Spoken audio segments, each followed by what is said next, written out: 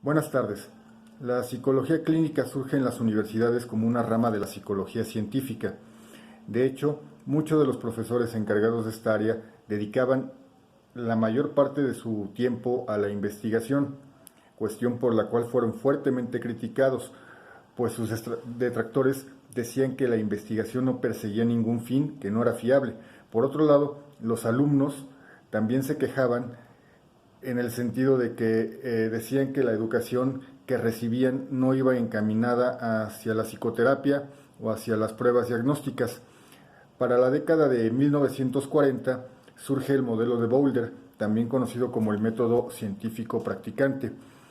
Este modelo postulaba que el psicólogo clínico tendría que equiparar su carga de trabajo, es decir, dividirla el 50% a la investigación y el 50% a la práctica. Desafortunadamente esto no fue así, al grado de que el campo de los psicólogos clínicos se vio dividido.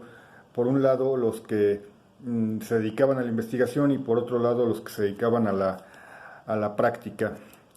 De tal manera que para 1968 surge el primer programa de doctorado en psicología en la Universidad de Illinois, en los Estados Unidos. Dicho programa iba más encaminado a lo que era la práctica, haciendo de lado a la investigación.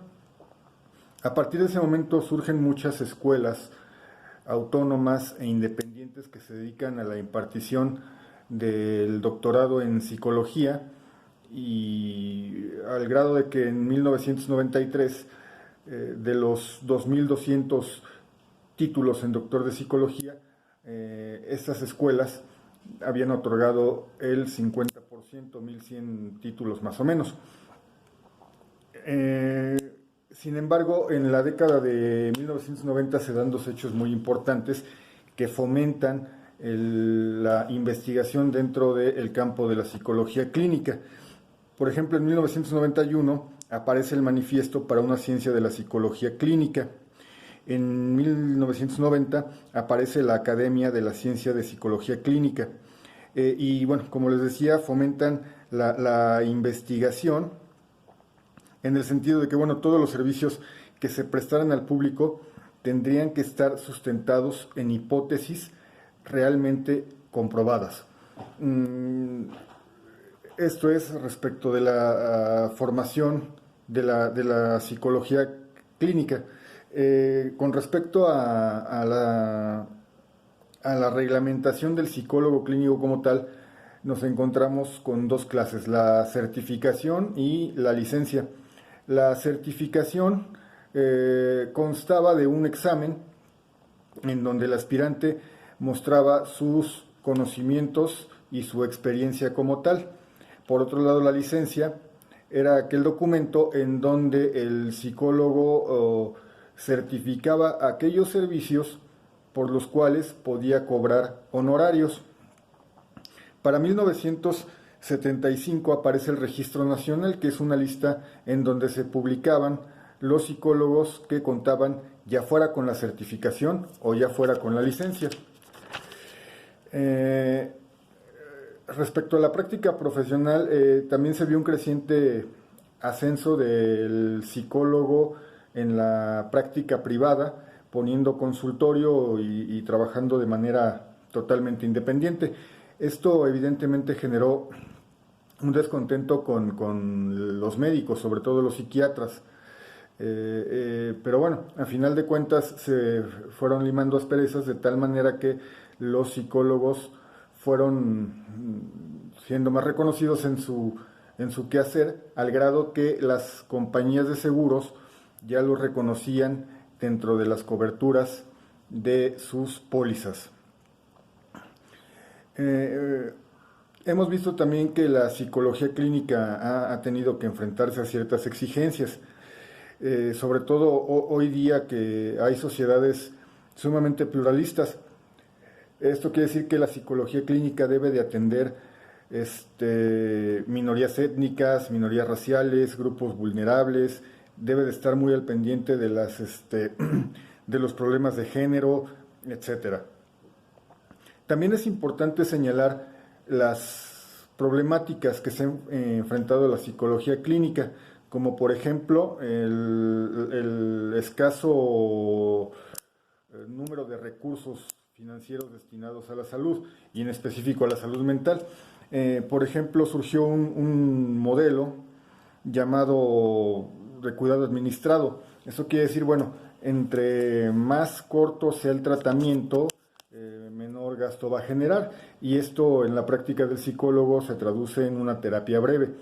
Y bueno, la consecuencia es que el paciente abandona la terapia no estando curado, sino cuando él se siente mejor, que esto es, a mi parecer, muy peligroso. Pero bueno, dentro de este punto, algo a destacar en el papel del psicólogo clínico, un punto a favor, creo que es que el psicólogo puede también orientar a las personas en el cuidado y en la promoción de la salud.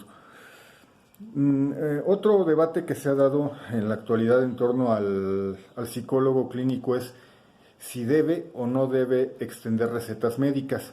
Este es un debate ya de muchos años que incluso, bueno, ha sido apoyado por la APA y que, bueno, los argumentos a favor son muchísimos, y entre ellos, bueno, es la optimización del tiempo y del dinero para el paciente, porque el psicólogo, en el supuesto de que pudiera extender recetas, podría atender a su paciente sin la necesidad de que éste tuviera que visitar al psicólogo y al psiquiatra. Dentro de ese debate también hay voces que se manifiestan en contra, como por ejemplo los que afirman que si el psicólogo tuviera la posibilidad de recetar, se perdería el sentido psicológico de la enfermedad del paciente, y ya nada más se enfocaría en estudiar el aspecto meramente biológico. Por último, me gustaría también abordar un poquito acerca de los aspectos éticos de la práctica del psicólogo.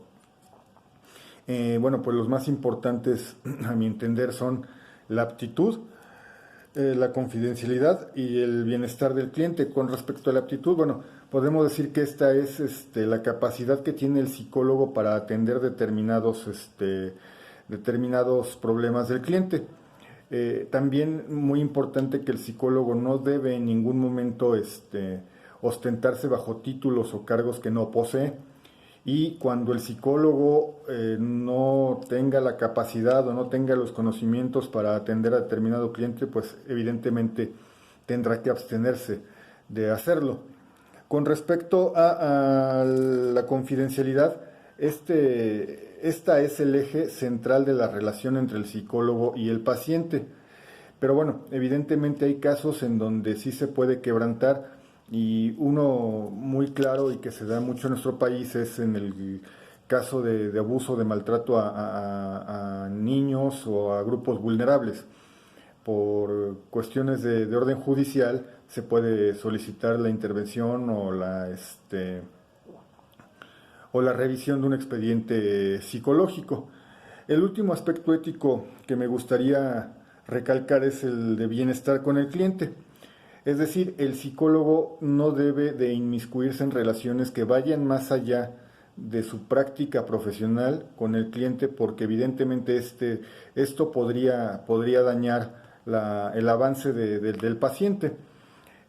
Otro aspecto muy importante del bienestar del cliente es el siguiente: cuando el psicólogo vea que ya no hay avance o que la terapia está perjudicando al paciente, pues aquel tiene la posibilidad o la obligación más bien de detener la terapia. Esto sería todo, muchas gracias.